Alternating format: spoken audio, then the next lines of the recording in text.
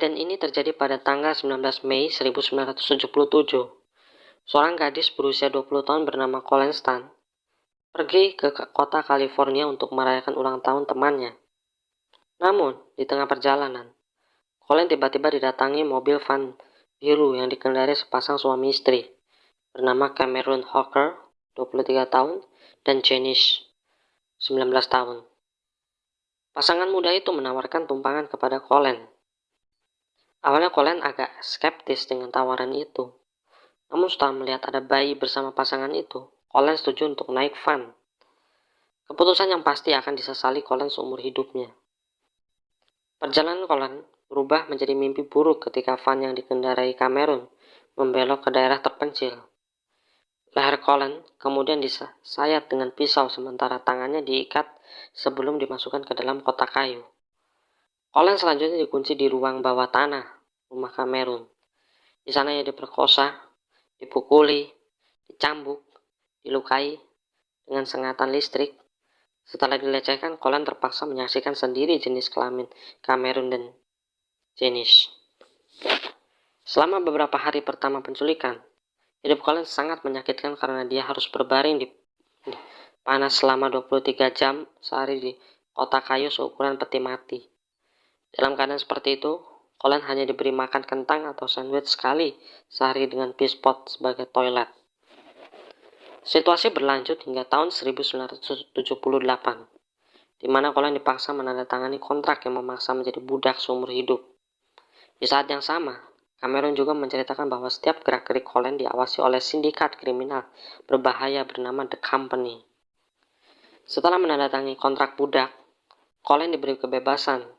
Jadi izinkan keluar dari peti kayu selama 1 jam untuk merapikan dan membersihkan rumah Cameron. Untuk menghindari hukuman apapun, Colleen harus rela melakukan apa yang saja untuk memuaskan nafsu Cameron. Karena itu, kebebasan yang diberikan Colleen sedikit demi sedikit dilonggarkan. Bahkan ia diberi cuti untuk mengurus 2 anak Cameron, jogging, dan melakukan pekerjaan rumah tangga. Colleen sebenarnya memiliki beberapa peluang emas untuk melarikan diri. Namun ia menolaknya karena selalu dibayangi oleh The Company. Meski diberi banyak kebebasan, Colleen tetap dijadikan budak seks untuk secara terus-menerus. Pada tahun 1981, Colleen akhirnya diberi kesempatan melepas rindu bersama keluarganya tercinta ditemani Cameron, yang berperan sebagai kasihnya.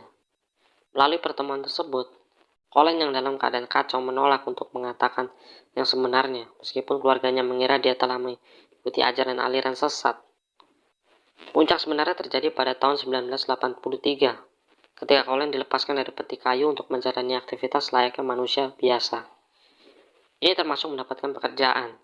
Saat ini Cameron telah menyuarakan keinginannya untuk menjadikan Colleen sebagai istri keduanya, sekaligus menimbulkan ketidakpuasan dari Janice yang juga menjadi korban pelecehan Cameron. Menurut kesepakatan awal antara keduanya, Cameron hanya diperbolehkan memperbudak korban penculikan dan tidak berhubungan seksual. Pada Agustus 1984, Janice memutuskan untuk mengatakan yang sebenarnya kepada Cameron. Janice mengatakan Cameron tidak ada hubungannya dengan perusahaan. Kesempatan ini dimanfaatkan sepenuhnya oleh Colleen yang berhasil menelpon Cameron lagi untuk mengabarkan bahwa dirinya telah kabur. Begitu Cameron mendengarnya, dia terus berterisak. Setelah berhasil kabur, Colleen tidak pernah menghubungi polisi. Di sisi lain, dia secara teratur berhubungan dengan Cameron agar mantan penculiknya berubah. Namun Cameron akhirnya tertangkap atas laporan polisi yang dibuat oleh Janice.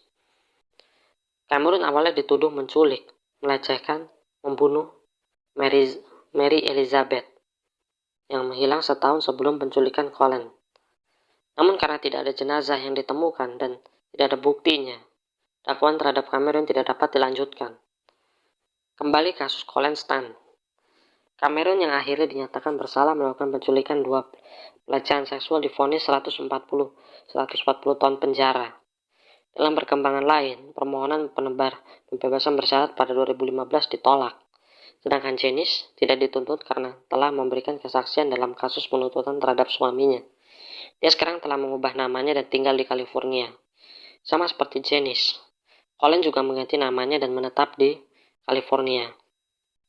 Penculiknya tidak memaksa Colleen untuk menikmat kesuksesan dalam hidup. Ia yang sudah menikah berhasil mendapatkan gelar di bidang akuntansi. Selain itu, Colleen juga aktif membantu perempuan lainnya menjadi korban kekerasan.